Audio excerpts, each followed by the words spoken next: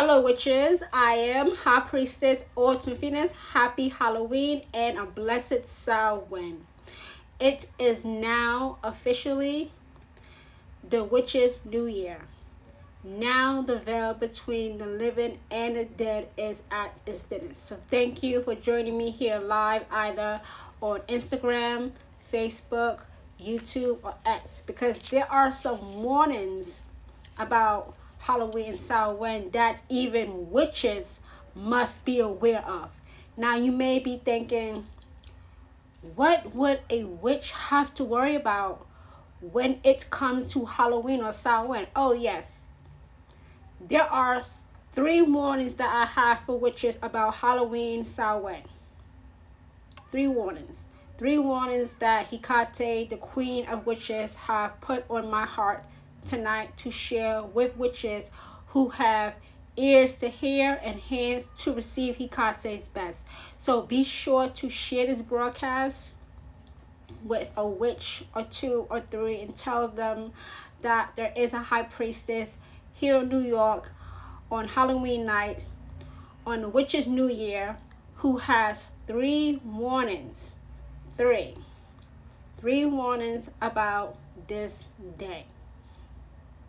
Because the only way witches will grow in the craft is if they are informed about the dangers of Halloween and Samhain. Even for witches, Halloween, Samhain can be a dangerous time. I'm not talking about what Christians say about the holidays. I'm not talking about that. Christians say a lot of bullshit about the holidays. Complete fabrications. Complete lies. But I'm worried about witches. Real witches. So I have three warnings. The first warning is witches who are new. What I call newbie overreach. A new witch. It's now Halloween. Let's just say, for the sake of this broadcast, it's Samhain. Okay? Samhain is the time when witches honor their ancestors. It's the time when our ancestors can pass through that veil between the living and the dead because it is at its thinnest.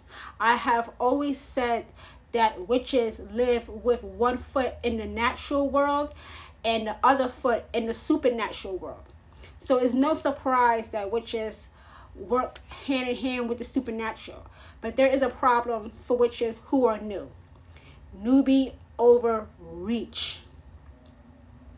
I am not going to call you a baby witch because you are not a baby.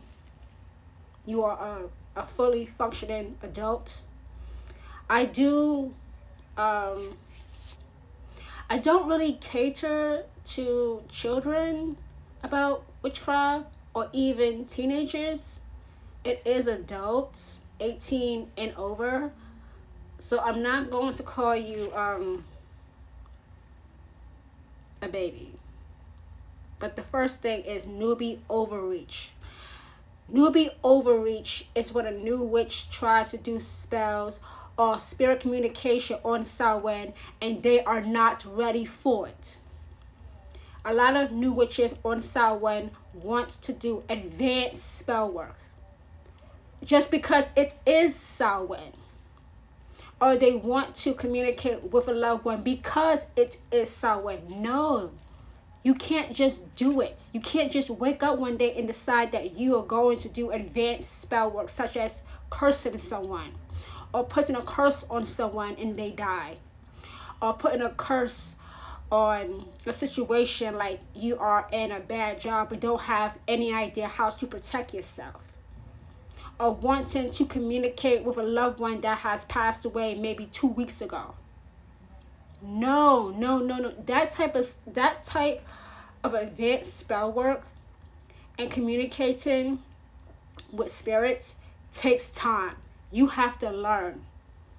I would say even you have to learn from a high priestess. It does not have to be me, but you have to learn that from a high priestess or high priest. You have to learn advanced spell work and how to safely communicate with spirit. If you are a new witch, you should not be trying to do advanced spell work today, because you are not ready. Even if you are a natural witch, you come from a family of witches, you are still your own person. You are still your own person. Yes, you share a bloodline with those witches in your family, but you are still new to the craft. You have to learn how to crawl before you can walk. I was once like you. I had to learn how to crawl before I learned how to walk. I was once like you. I had to learn. I had to find a high priestess, study underneath her, and read, study, and then apply what I learned. Meaning trying out the spells, rituals, hexes, and curses, so that I can do advanced spell work and I can communicate with loved ones that have passed away. It takes up to a year for some witches to do advanced spell work. And it's fine.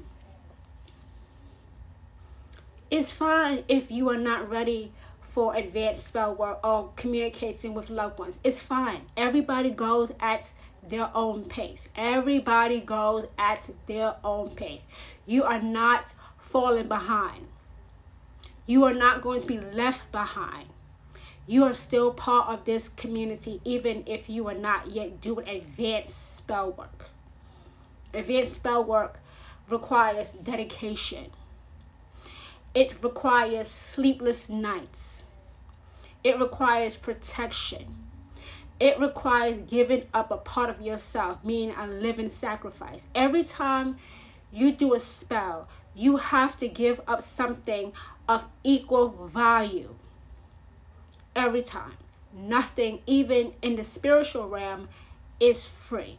Nothing. You have to give up something to get something out of that spell, ritual, hex, or curse.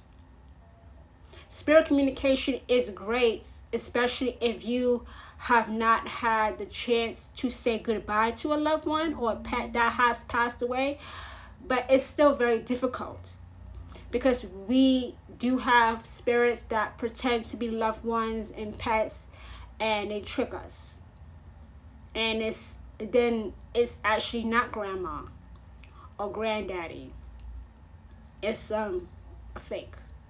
It's somebody trying to trick you. Somebody who is trying to find entryway into your life.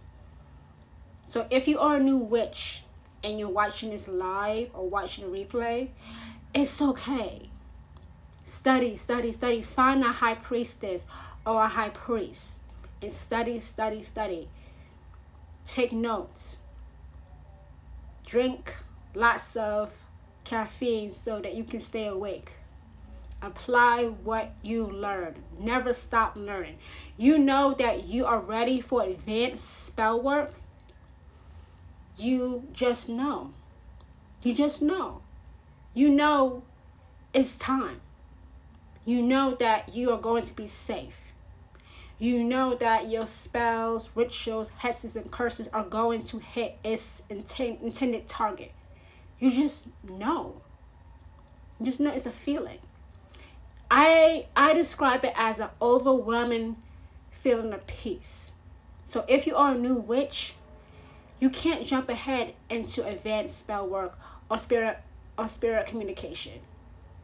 Take your time, calm down. I was once like you. You will get there. What you're doing now, the studying you're doing now, is fine. You will get there, new witches. Now, number 2. Samhain can make you overly emotional.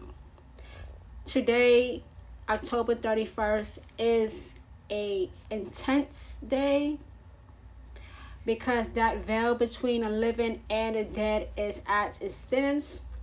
If you have not fully processed grief, loss, or letting go of the past year, You may find yourself being overly emotional. I'm not talking about you being a crybaby.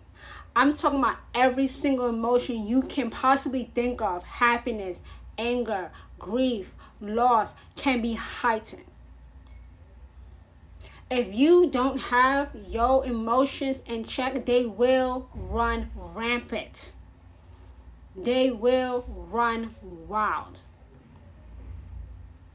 And we know as witches that our emotions is a ingredient in spell work. Our emotions is a ingredient in spell work. That's why we do prosperity spells when we are happy. That's why we are angry, mad, pissed off when we do curses. Our emotions is an ingredient in our spells. But if you are overly emotional, 1 minute you're sad, 1 minute you're angry, no, you are not bipolar. It's because it's October 31st. It's because it is Samhain. If you have not fully processed grief, loss, or letting go of the past, your emotions will get the best of your spells, rituals, hexes, and curses.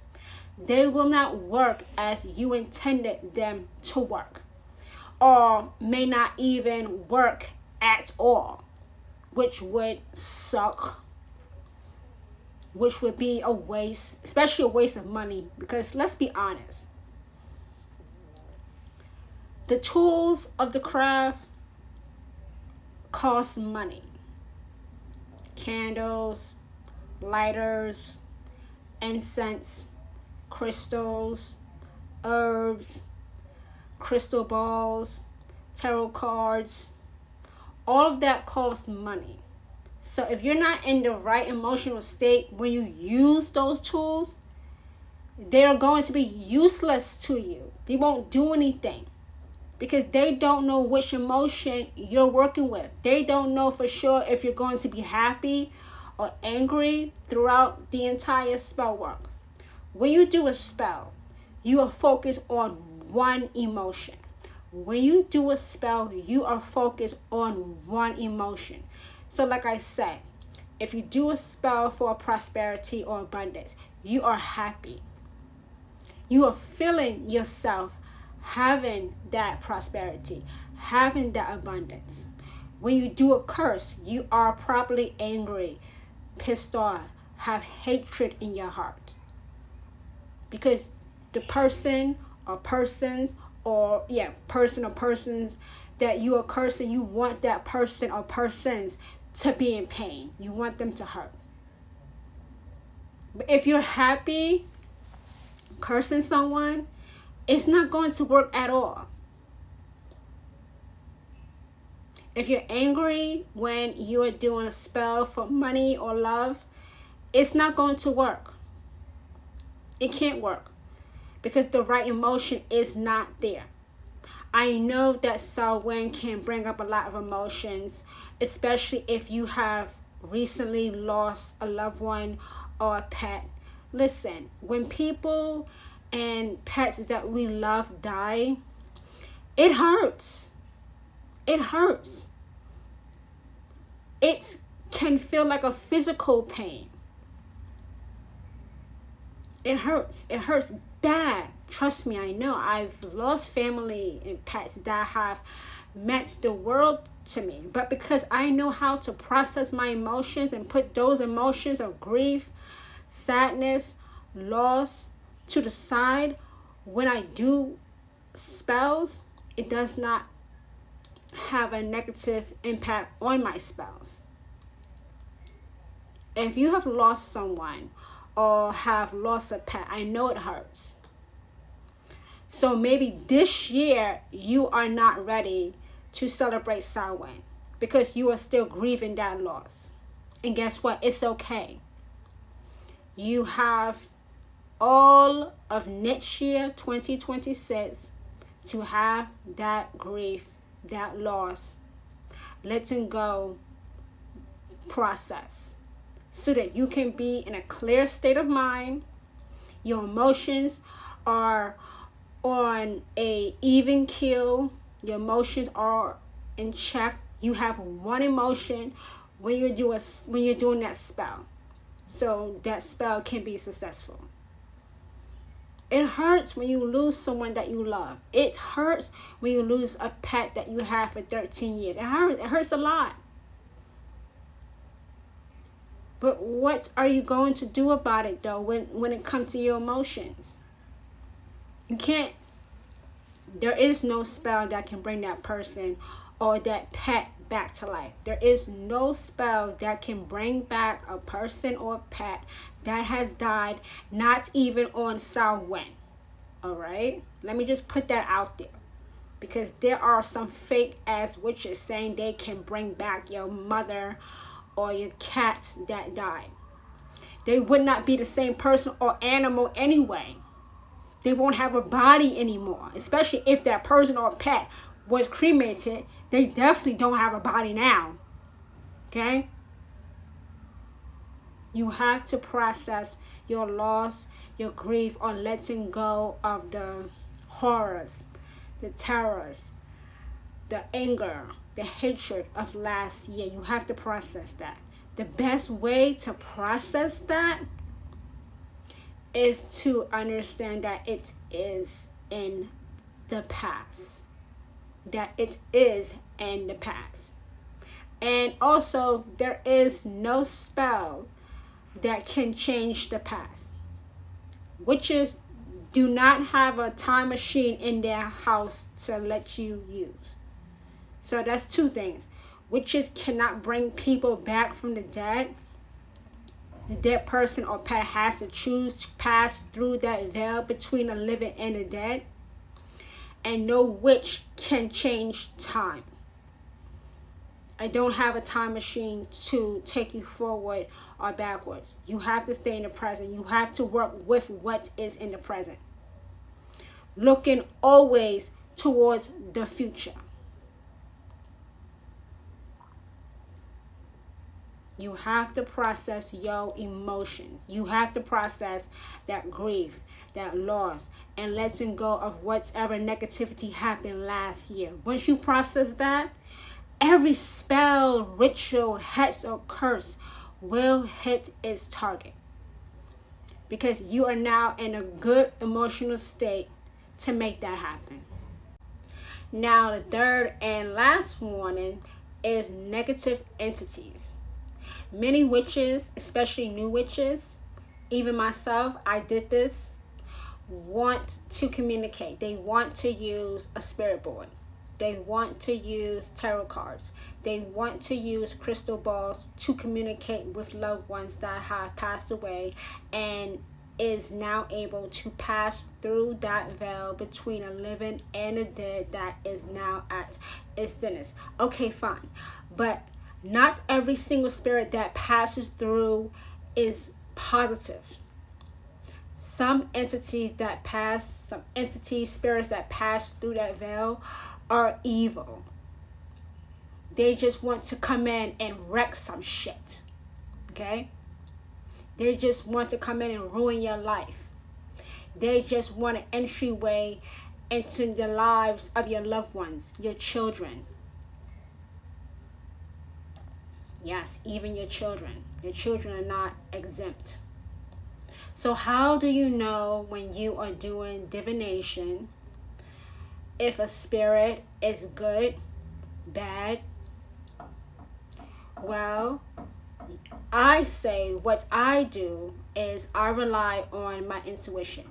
Because I've listened to my intuition all the time, and I don't argue, I don't debate, I don't go back and forth, I don't fight it. I know. Your intuition, like I have said for years now, is your inner compass. Your intuition knows what's up before you do. Your intuition is your guide, your map. So it's no different on Samhain. You ask the spirit questions. The spirit of your ancestor would never become angry, annoyed, or start throwing things in the house, would not start banging, would not start screaming, would not try to pull you into the Ouija board? Yes. Yes. A ancestor, a real ancestor, you would know, you would just know. You would have this overwhelming sense of peace. They would answer every single question, even the questions that you throw out there that are meant to trick them. They will know. They will speak to you clearly. Your ancestor will speak to you clearly. A negative entity, spirit, ancestor would sound like a bunch of nonsense, like a bunch of bullshit. They would not make any sense in the world. They would ramble on, say little things about you, but not anything real personal about you. They would not know anything real personal about you. They would not. They cannot. Because they are not a member of your bloodline. A real ancestor would be able to answer every single question you ask him or her. And that also includes your pets. So yes, if you have lost a dog or a cat or a rabbit, any pet this year, okay, that's sad. Like I said before, like I always say, losing a pet is the same feeling as losing a human. It is. Absolutely it is. And that's normal. That's okay. All right. Your dog, your cat would know you. Your dog or cat would not try to attack you when you reach out to it. It would not bark excessively. It would not hiss excessively. You would not have bite marks on you. You would not have scratches on you. They would not charge at you aggressively. They would not speak to you in a human voice. Yes, if you're trying to communicate with your pet that has passed away, they're not going to talk to you in a human voice because they were not human in life. Okay? They were not human in life. Your dog or cat will meow or, playfully bark, playfully growl. But that dog or cat would not bark, would not bite, would not scratch, would not howl at you. That's a trickster spirit. When it comes to your ancestors, I'm telling you again, they would be able to answer questions about you. They would know all about you. Trickster spirits say little bits of this and that, but don't really know anything about you. They are just rambling, talking about nothing. Nothing relevant, nothing to do with you. So what I say is listen to your intuition. Your intuition is your inner compass, your built-in map. So those were 3 warnings I wanted to give out today on Samhain. Let me tell you what they are again. They are new witches trying to do advanced spell work. It is, number 2 is being overly emotional. And number 3 is negative spirits, fake ancestors, fake spirits trying to gain entryway because that veil between the living and the dead is at its thinnest. So once again, my name is High Priestess Orson Phoenix, who is anointed and appointed by the Queen of Witches to be a voice for witches who have ears to hear and hands ready, willing to receive Hikase's best. I want to wish everyone here a blessed Samhain, a prosperous Samhain, a abundant Samhain, and a witch's new year. And if you do celebrate, a happy Halloween. Bye, everyone.